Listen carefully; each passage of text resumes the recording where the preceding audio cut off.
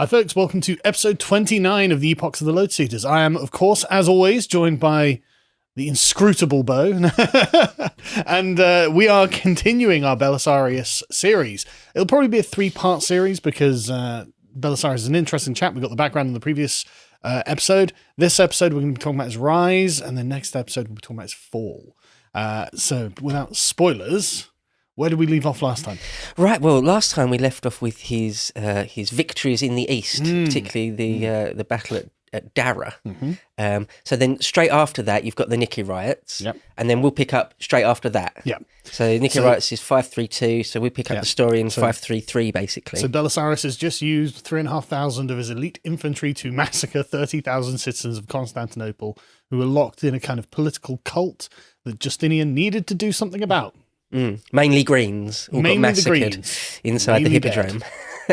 Right. So I think we will need to make this a 3-part because Belisarius' life, anyone that knows anything about Belisarius knows that it's just full of action. Yeah. Not necessarily all glorious, but it's just kind of non-stop. Why it should have been a Hollywood movie. It could be a brilliant biopic, yeah. Or it'd be one of those ones where, pardon me, if people know it, they'll be disappointed by a merely 2-hour-long film. You know, you can't sort of cram it all in there. Well, maybe HBO can do one that's like 30 hours long. Well, like the Rome series that they did, which was fantastic. That would be excellent. But anyway, right, so what happens? Okay, so after the Nikkei riots, sort of in the grandest sense, or in Justinian's mind, he thinks of himself as, well, he kind of is in some ways, sort of he's got a legitimate claim over the entire old classical Western Roman Empire. It's hard to see how he doesn't. Yeah, well, it's being controlled by Goths, basically, Ostrogoths, all different peoples, Frankish peoples. Contrary to what certain feminist historians will tell you, immigration had something to do with the fall of the Roman Empire, the Western Roman Empire. And so the entire West is just being controlled by barbarian tribes. Yeah, even early sort of Frankish peoples are involved, particularly in the north. The Burgundians are sort of on the scene by this point. It's very early, isn't it? The Anglo-Saxons are controlling Britain. The Franks are controlling much of, Gaul. The Lombards are controlling northern Italy. Lombards are there. You've got the Vandals have got North Africa. The Visigoths have got Spain, I think it is. It's just chaos, absolute chaos in what was the Roman Empire. And within a couple of hundred years, the Germans forget that the Romans even really exist. And I think giants built all these magnificent Roman buildings. It's nothing has been handed down with any care in this process. That is funny, isn't it? That's just such a great thing when sort of the Ostrogothic peoples can't fathom that the aqueducts outside Rome or feeding Rome, they can't fathom they were built by men. It's ridiculous, isn't it? I mean, it goes to show you the difference in advancement of civilization between these two civilizations. And don't get me wrong, I'm sympathetic to the sort of Germanic tribal way of organizing the world. I like the sort of freedom that they have and stuff like that, but also they are primitive savages. Yeah, in all sorts of ways. And in fact, I recalled years ago, reading about reports from the ex-Roman provinces complaining about the habits of the German tribesmen. They were there was this one Roman family who had a couple of German tribesmen having to stay with them for a week or something. They were constantly complaining about the habits and that they smelled and that they were rude and that they were this and that. And they were just like, God, this is a horrible imposition on us. Why are you doing this? Not great condition for the West. Yeah, the Romans do think of the Germanic peoples as just it's harsh to say sort of subhuman, but there's something very different. You know the term the other. Yeah, it's extremely that though. Oh yes. They're almost like a different species in their mind, and they're sort of scary and barbaric and smelly. They don't wash their hair, all sorts of things like that. They've got no manners, they've got no customs, their religious rites are bizarre, they can't be trusted. There's a lot of reasons they don't like the Germans. Yeah. And the Vandals are a big part of this. The Vandals are sort of mainly in North Africa. But so Justinian does think, because the fall of Western Rome wasn't that long ago. No. I mean, we're talking the late 470s, isn't it? I think Honorius sort of thought of as the last. Well, the thing is, Rome gets sort of conquered and then sort of reinvested with original Romans and then reconquered. So, but most historians sort of agree it's that Honorius who's sort of the last sort of legit Western Roman emperor. I thought it was, what was it, Romulus Augustulus. Yeah, that's it. Other people say it's that. But he was just a child, wasn't he? Yeah, so it wasn't like Odoacer or someone like, who was, essentially, puppeteering him. People say Odoacer, and the earlier one, people say, what's his name? Alaric. So there's a couple of... I tell you, we should do one on Alaric at some point, because he was a guy. He was doing stuff. But anyway, he was a Chad for sure. Not to get distracted by Chad Germans. The point I was just going to make was different historians disagree slightly over when the Western Roman Empire fell, in inverted commas. And anything that we any agreement we came to on this would be arbitrary, that we're imposing back on the past. There's no like distinct point where there's a document signed saying, right, the Roman Empire's over now, or anything like that. It's a slow process, just so you know. But basically, it wasn't more than a couple of generations ago, before Justinian, or before this. Yeah, still in living 530s. Memory. Yeah, almost. Yeah, pretty much. Yeah, there are definitely going to be old men who remember before this happened. Yeah, absolutely the case. And so it's not like this sort of. I think, for example, in the Higher Crusades, trying to reconquer Jerusalem, it's a long time ago. It's a whole different thing. Whereas this is still, as you say, in living memory. So it isn't completely, although there is some hubris there. It isn't mad for Justinian to think, well, my claim, the throne of Constantinople still has a claim on all of that. Well, I mean, Constantinople's been the capital of the Roman Empire for like 300 years at this point, right? A couple of hundred years. If Constantine's sort of the 330s. AD, and we're talking about the about 200 years. Yeah. So that's a pretty good pedigree. Yeah, in the ancient world, that's fine. And it was put there by a legitimate Roman emperor. This is, there's the continuity, the ancestry of the civilization, completely encapsulates Justinian inheriting all of this and saying, well, I'm the emperor of Rome. There's no one else with a claim. There's no one else who can point and say, oh, no, actually, I'm the emperor of Rome. There just isn't anyone like that around. So they've all been deposed by Germans. So it's like, it's not mad or anything. It's true. He legitimately is the emperor of Rome. Why wouldn't he go on this reconquest? Well, I mean, I can think of lots of reasons why he wouldn't. But like, in principle, he's totally entitled to it. I think so. It's, again, it's one of those things where the various Germanic peoples took Rome by sort of main force. Yeah. So the idea of sort of having the legit anointed Roman emperors. Yeah. As you say, quite right. There's no one else. Justinian's claim is sort of it's as legit as it gets in a sense. I agree. And I know there's this endless conversation about whether the East, whether Byzantines are Romans or not. I think the answer is I think the answer is almost entirely yes, they are. And depending on how far you go out from the sack of the Western Roman Empire, it becomes more and more of a legit debate. Yeah, at this point, in my mind, there's no debate. There's no question of it. The capital was built there by a Roman emperor. They have Roman law. They speak Latin in their documents and things like that. Their code of laws are entirely Roman. Entirely Roman. They call themselves Romans. Yeah. Like the foreigners recognize them as Romans. Like the Turks, when they come in, they go, "Oh, this is the Sultanate of Rum." It's like, okay. I mean, it is. Like that's it. That's what it was. There's no question. It's been a part that area has been under the dominion of Rome for before Constantinople is built. What 250 years? Yeah. So it's a nearly sort of 500-year. Continual ownership of this piece of land by Rome and this area of the world by Rome. I mean, like, who else is gonna? What else are you gonna call them? Yeah, sure. And one thing I'll quickly say, if and when we ever do an Epochs on Constantine himself, one of the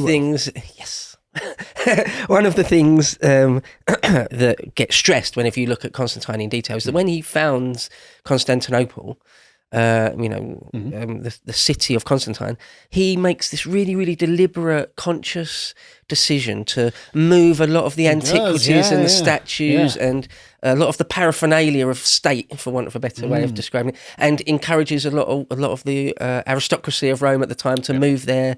And so it's not just Constantine saying this is the capital now. It's much more than that. It's much more involved and in depth than that. He's drawing like various kinds of resources, like human capital, like cultural capital, and he all brings it to this one place. Like aren't the bronze serpents still there from when the Greeks defeated the Persians at Marathon? He takes them.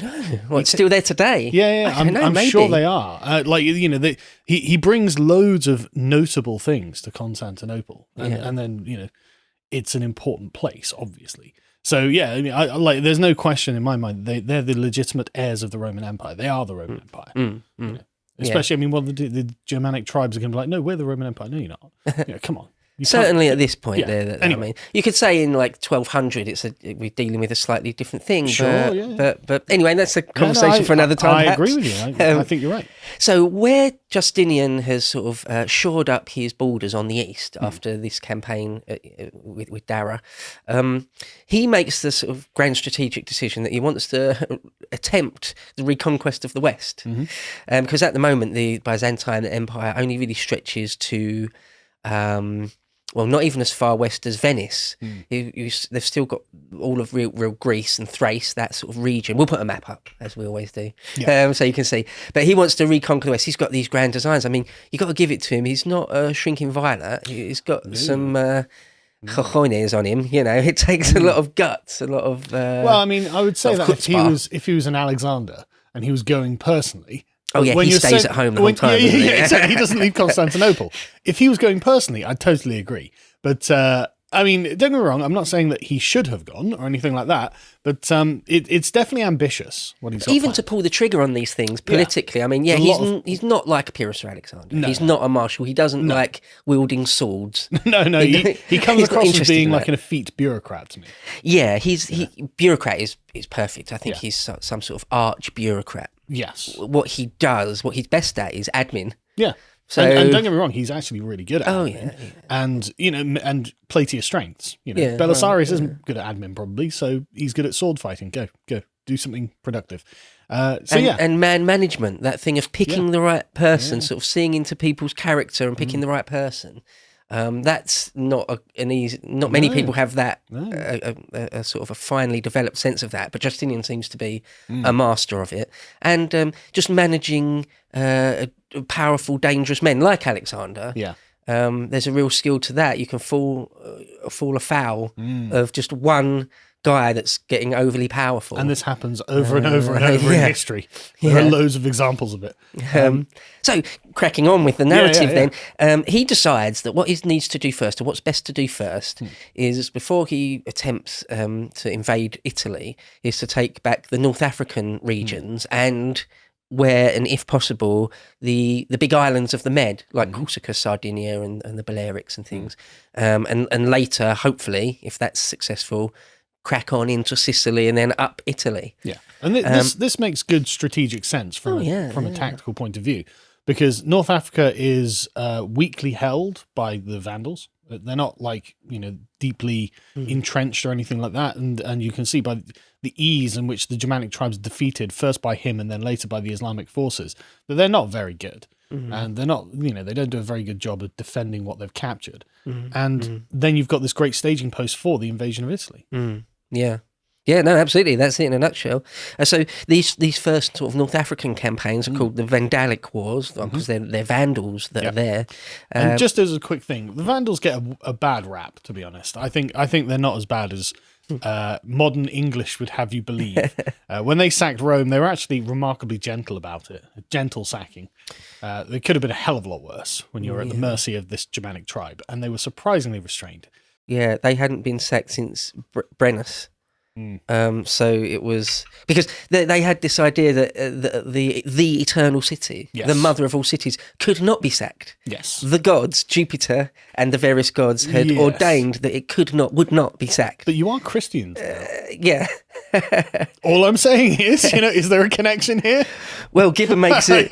Gibbon says something exactly like that. He says that the large conversion to Christianity by this point, of course, the Byzantine Empire is Christian. That the Christian gods or the Christian worldview had sort of done away with the idea that Rome could never be sacked. I mean, maybe it was just that they'd realised that wasn't true. Maybe it's just that they're not going to worship Jupiter. Well, he's not going to protect you anymore. Yeah. Yeah. Or Mars. Yep. Yeah, no, absolutely. Yeah, the Christian god has forsaken Rome in this period. Well, his holy city is somewhere else, I'm afraid, Yeah. not Rome. Yeah. But anyway, so... So the Vandals in North Africa. One of the most famous ones was Genseric. This is about a generation before. So he's famous. He's known as probably the high watermark of the Vandals. If you're going to have the best, most famous Vandal, most people would probably say Genseric. So, but he's a generation before. The guy that's sort of in charge at this point is a guy called Hilderic. Mm-hmm. But Hilderic seems to be not a complete warlord psychopath. No. These Germanic tribes, quite often you want a guy like that at the top because he has to rule by force, he has to rule by intimidation quite often. If the men under him get a sniff that he's not, this martial, iron-fisted, implacable... Well, there's an interesting thing, as we covered in Tacitus's Germania. Well, we know that they actually don't have like these sort of tyrannical leaders, right? The king rules by a good deal of consent in these tribes, and it doesn't have absolute power. He's not an autocrat, things like this. And so it's actually like, it's a weird complex that system of relationships, and it's kind of like there's a kind of like family aspect to it, where the king, I think, is expected to be essentially the head of a large family, which is the tribe, right? And so you are right, but it's like, and obviously he's expected to be the war leader, obviously. And so if he's not, that's something that makes him lose status within this sort of familial view of the world. But you are right, he does need to be strong, especially as they're not legitimate. The only legitimacy is on whether they can hold it or not. To watch the full video, please become a premium member at lotuseaters.com.